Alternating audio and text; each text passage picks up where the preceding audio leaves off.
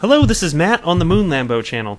In this video, I'm going to talk about Moneygram's new partnership with South Korean-based Sentbe, a money transfer service company, and is Ripple involved in this in any capacity? Well, there's an indication that the answer may be yes. So I'm going to talk about that. Also going to talk about the idea of something I've been sharing with you over the last couple days on this channel. What happens if Ripple goes away? What actually happens to the XRP ledger? Who troubleshoots bugs? What does that even look like? Does the network halt? All of these things. Now, I'm going to share with you a thread, and Galvatron's been very active lately, so I've been covering him a little bit more than normal on my channel lately. But for good reason. He's a wealth of knowledge, and he's active on this topic, and the whole community, frankly, the whole XRP community has been jumping in on Twitter on this. But interestingly, this is very cool. In this thread that I'm going to share with you, a Ripple employee jumped in who does coding on the XRP ledger. And he and Galvatron were talking back and forth a little bit too. So I'm going to highlight this. The thread I'm going to share with you, it doesn't start with them, but you go down a little bit further. Because I kind of set the table so that you get the context of what I'm talking about. But then, yeah, you got Ripple employee jumping in there talking about this. So I think that's highly fascinating. I look forward to sharing that with you. And then I'm going to end the video with a non-XRP related piece on the concept of virgin bitcoins. And if you don't know what that is, sit tight and I will explain to you. Before we get going, though, if you would please delicately tap that like button, and if you are a fan of XRP and Ripple and you love your mama, subscribe to the channel. Do yourself a favor. I can't even talk. Do yourself a favor. Subscribe to the channel. Treat yourself, girl. Right? Subscribe and get on Moon Lambo channel. All right. I'm sorry. I'm feeling a little goofy. Let me just get into this video here, all right?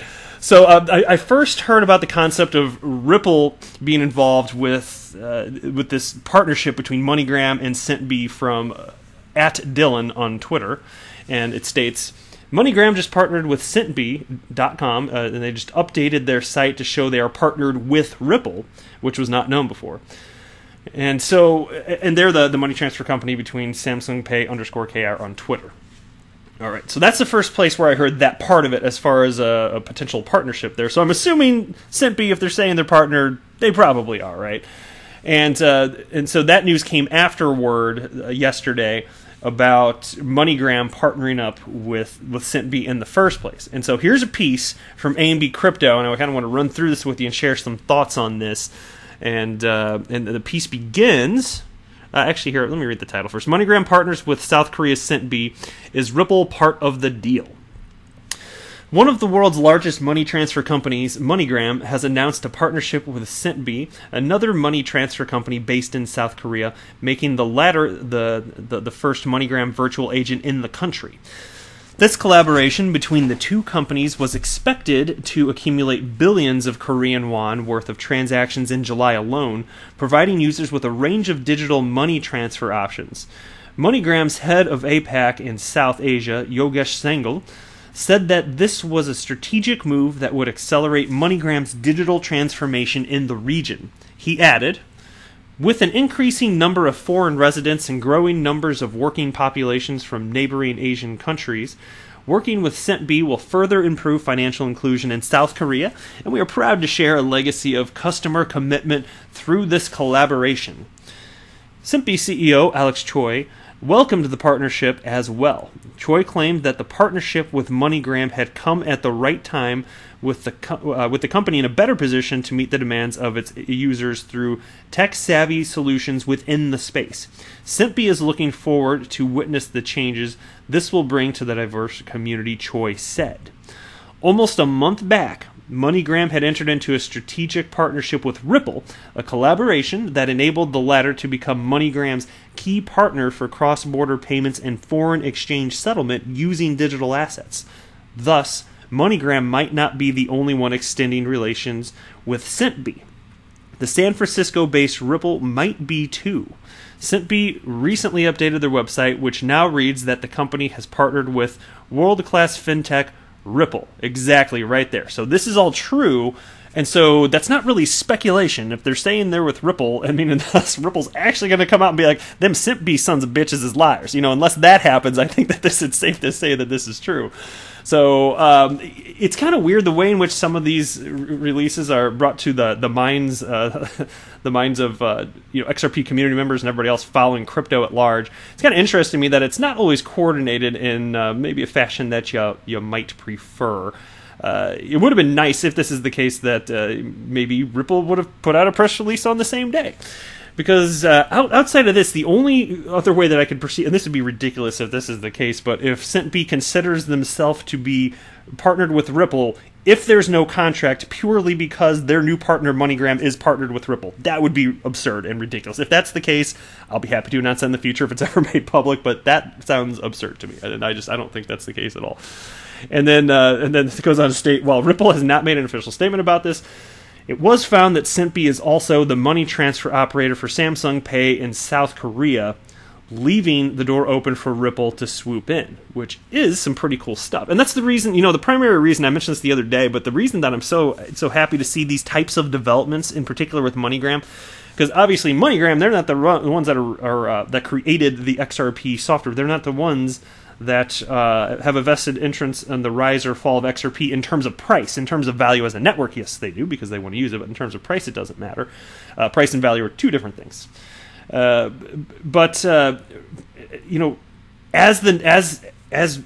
MoneyGram increases their number of really business interactions with other entities. In this case, it's a partnership with Sentbe. That just opens more doors for actual value, serious real value to flow through XRapid. Because what we're looking for is more corridors, and we know that MoneyGram operates in over 200 countries and over 22,000 corridors, but out of those corridors, how many of those could even reasonably be considered as potentially viable for XRapid transfers today? Well, probably not too many of them, because this is the beginning of the XRapid network really taking effect. So you got a whole bunch of hundreds of financial institutions and banks using xCurrent for the messaging portion, but admittedly, there's only, last we heard publicly from a Ripple employee, there are a little over 20 business entities utilizing XRapid today. But that still is cool, because the production version of XRapid, it's been around for less than a year. The production version has been around for less than a year. Right? It went into beta close to 2 years ago, but the production version, and they already got over 20 customers. And that happened even though there is not regulatory clarity throughout the entire world. So to me, this is purely astonishing that Ripple's been able to pull this off to this degree whatsoever. And so it's going to take time, but I like this, because with all of the business relationships that they have, and keeping this in mind too, and MoneyGram is stated as much, because I can't remember the CEO of MoneyGram's name now, but he was asked in a recent interview, well, is this an exclusive deal with Ripple? Are you worried about other your competitors jumping on and taking advantage of the software? And he goes, no, there's going to be a network effect, and we think it's all well and good, and we know that Ripple, so to speak, I'm paraphrasing here, but we know that they're courting other businesses. They already have banks as clients, this and that, and so they understand the direction that it's going. But it's about new technology, but there's an opportunity for a level playing field here. Anybody can jump in and start using XRapid technology. It's not like Ripple's going to turn away the business here. So, the fact that you've got a business in MoneyGram that is operating this many corridors, the added network effect of this is what I'm always looking at, and it's what sounds so appealing to me. So as far as what this means with Ripple working with Sentbe, there's something there. As soon as I find out more, I'm happy to report on it, but this is the extent of my knowledge on the topic at this particular juncture in time. So let me jump on to the next piece here. This is what I was talking about as far as the Twitter thread where a Ripple employee jumped in here. So I'm going to start out by reading, not the entire thread. I don't want that would be too long. I scrolled all the way up to the top, and it goes and goes and goes, so I had to pick a point to just jump in here. But basically, you'll get the context of what they're discussing here. But it's basically about Ripple being the sole point of failure. Like, in a decentralized network, there shouldn't be a single point of failure, and there isn't. Like, I still stand by that. But I get the arguments that are made in here. So let me kind of go through this, tell you what both sides of the argument have to say about this, and I'll chime in with my opinion. And I'm always curious what you think, so feel free to drop a comment below if you feel so inclined. All right. So there's a user here with kind of a ridiculous name. It's at ProSatan666. Okay, cool stuff. Good name, guy. That's cooler than Moon Lambo. All right, so he begins by stating, the code is open, but this does not automatically solve the problem. Who from unique node list, not Ripple, monitors the network 24/7 and is able to solve any problems?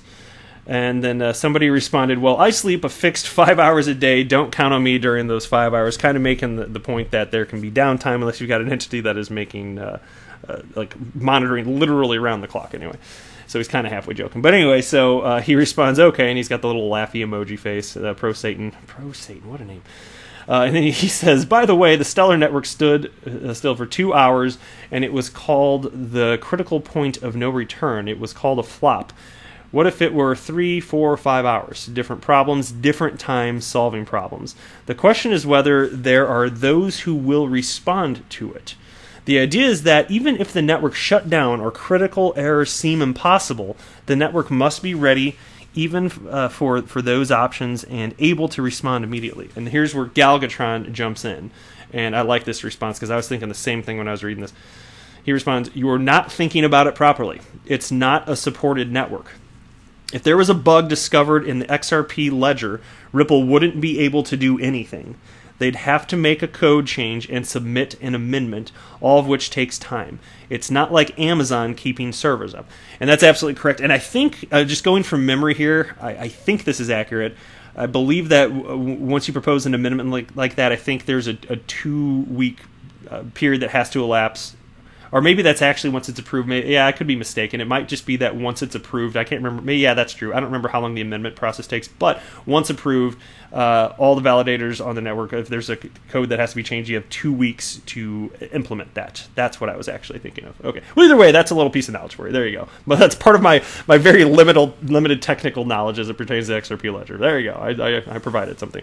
Anyway, so ProSatan 666 responded to that. Bingo! Ripple will provide changes to the code. Then I ask the question again. Who besides Ripple will instantly react and make changes to the code that solves errors and problems and give them the vote? So clearly at this point, ProSatan was not properly reading what Galgatron wrote. He instantly, when I read this response, I'm like, not bingo, you're not understanding it. And this is a funny response though. Galgatron responded by retweeting or putting his tweet in this thread again, and he wrote, really try to understand this tweet, please. And it's the one from Galgatron that I just wrote about, you're not thinking about this properly. And I was like, well, yeah, you should read it again, though, because I don't think you got it. And he still didn't. So here's what ProSatan 666 had to say to that. He writes, I tried to find a meaning different from my first translation. I used 3 translators, but I still see the same answer that I wrote earlier. And I asked the same question. Which of the validators follow the 24/7 network and are ready to immediately respond to the solution of the problem to vote the network? The network should be ready for any, even theoretical problems. We cannot argue that UNL, except Ripple, will be able to solve the problem and agree on a solution. Direct example. Direct example is Wietse Wind, apparently.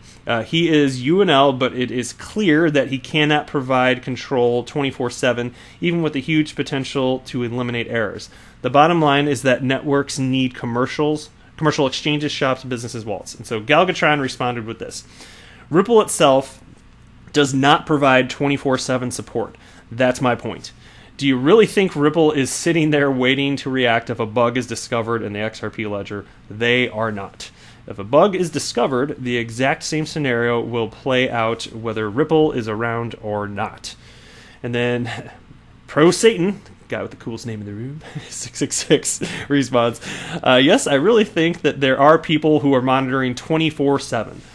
This is part of their business. And by the way, this is one of my complaints about humans in general. Like, don't assume stuff. Unless Ripple has stated that they are, don't say that I believe this when there's nothing to support that. He just says, I think. That's not productive when you're debating somebody. Anyway, he writes, if problems arise, Ripple may lose customers. Even if not, you still cannot answer who can quickly find and fix the problem in the code. And I still cannot understand why the call that commercial services that use the XRP ledger run their own validators and bear responsibility for them causes you so much outrage. And then Galvatron responds, LOL, outrage? I swear you're insane. Which that made me laugh. And then he writes, listen, very simple. The validators watch their own servers to keep network liveness. Ripple has nothing to do with this. If a bug is found in the code, anybody can fix it and submit an amendment just like Ripple would. and then there's a time delay, of course, once that happens. Anyway, so here's the part where a Ripple employee jumps in. This is Nick Bougalis, and I still don't know how to pronounce the name, so I'm just going to assume it's Bougalis here. He writes, when you say the validators watch their own servers, are you stating a fact or are you saying how things should be? And this is in response to Galvatron, that Nick Bougalis of Ripple is stating this. And then he continues, even if every validator operator did that, you still need broader monitoring of the network as a whole and every stakeholder to look at the big picture too. And then Galvatron responded, I'm stating facts. We'd say Wind is responsible for keeping his validator online. @Rabbit Kick Club is responsible for keeping his validator online. Ripple isn't involved in maintaining their validator instances. And then Nick responded to that. I can tell you, and this is really fascinating to me, check this out. He wrote some really cool stuff and like his real-world experience with the XRP ledger and coding on it. Check this out. I can tell you in no uncertain terms that if a bug were discovered on XRP ledger, I'd be in front of a keyboard in less than 15 minutes, and my team members would be too. I did a quick check, and my personal median response time over the last 5 years has been 7 minutes. I've troubleshot code over on the side of the I-5 highway, or from the middle seat of a 36,000 foot seat at or from the middle seat at 36,000 feet. Others on my team have as well, sometimes cutting vacations or other personal time short. And so I just found that genuinely fascinating.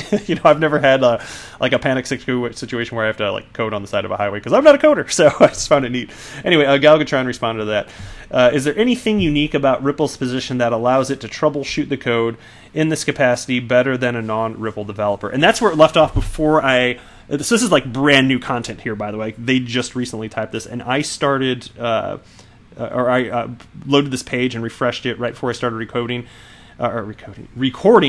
my video, and I'm not sure if there's an update. So let me go ahead and press F5, which refreshes the page, and let's see if there is anything new after Galvatron's last tweet here. And let's load, and let's load. I'm sure there's going to be a response at some point. I just don't know if it's going to be during the scope of this video. Oh, and yeah, there is. Oh, cool. All right, here. Somebody named Camille jumped in. I don't know what this is. I haven't seen this. This just happened while I was recording this video. But he responded, experience. This is in response to Galvatron. Somebody named Camille, new to the whole thread. All right. Experience. The fact that they know why things are done this way, not another. Code gives you info how, not why. This you can learn from documentation, but it is not possible to document everything. Also, they have the power to accept pull requests, right? Did not verify this one. And Galvatron responded, there are already dozens of non-Ripple developers contributing to the source code publicly available on GitHub. So no, the expertise is not confined to Ripple. Should Ripple disappear and the repo permanently locked, then just clone it. And Camille responds, my experience is telling me that even if you contribute to the project, you are often not able to lead it. In my opinion, Ripple position is crucial. Every project needs a leader. Then Galvatron responds, you're getting into hypotheticals that have no basis in reality. You have no idea how much expertise exists in non-Ripple developers. I mean, the code is right there. People audit the code all the time independently. Maybe at Nick Bougalis is actually the weakest link. And then he's got a little winky face, so he's kidding. And then he wrote, agree to disagree. So that, I got to admit, I have been wondering that myself here. Where is this all coming from? The fear that the XRP ledger is in dire straits because only people at Ripple know how to debug it. Yeah, where does that actually come from? Is there truth from it? Because I haven't seen. It seems like they're when people are saying stuff, it's more like they're sharing their fears with the world as they're talking about this stuff on Twitter, rather than saying, "Here's my fear based on these facts." It's more like, "No, here's my fear. This is the fear," and there's just no justification for it in realm of the actual realm of reality here. And so I don't see any reason to believe. If there's a reason to believe, put it in front of me, because I am not averse to facts. I love facts. And if you can make a case to me why if Ripple goes away, we got a serious problem. Okay, cool. But then why have we been building in this capacity for the last 7-8 years or whatever the heck it's been? It's just now coming to light. Does this make sense to you? To me, it makes no sense at all. So I think this is all a big nothing. People out there know what they're doing. People out there do care about the XRP ledger. And if something bad happens or bugs are discovered, are they that crucial that Ripple employees actually have to jump on right that instance every single time? And are they the only ones that can do it? Those are just questions being posed right now. So yeah, how about that? That's all I got on that topic for now. Let me get into the non-XRP piece I wanted to share with you. This is from Cointelegraph, and it's titled, Virgin Bitcoin, Most In-Demand Crypto That Is Regulated Differently? ? And there are a couple parts of this I wanted to read to you. In a world where the global crypto community continues to face a growing number of regulatory hurdles with each passing day, the term Virgin Bitcoin is starting to become more common among digital currency enthusiasts. However, it is of utmost importance to clarify what this term actually means and the significance it carries. According to Dave Jevons, the CEO of CipherTrace, Virgin Bitcoins are essentially Bitcoin tokens that do not have a transaction history associated with them.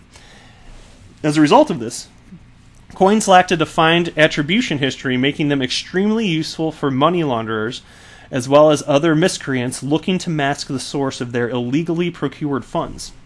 Not only that, even the recipient typically has no traditional means of verifying the origin of the funds in question, since Virgin Bitcoin cannot be linked with any wallet or other cold storage entity.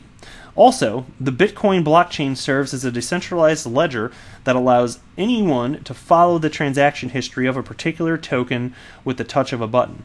For example, each Bitcoin carries with it a cryptographically provable history that contains a detailed record of ownership and transaction data associated with the token. Simply put, if a particular Bitcoin has been used to process even a single illegal activity in the past, all of its subsequent transactions will be tainted. This, according to Jevons, is one of the main reasons why certain cyber-savvy criminals go to such great lengths to launder their cryptocurrencies before putting them to use. That is highly fascinating. Now, let me jump down a little bit further, and this is another part, just one more little piece of this article I wanted to share with you.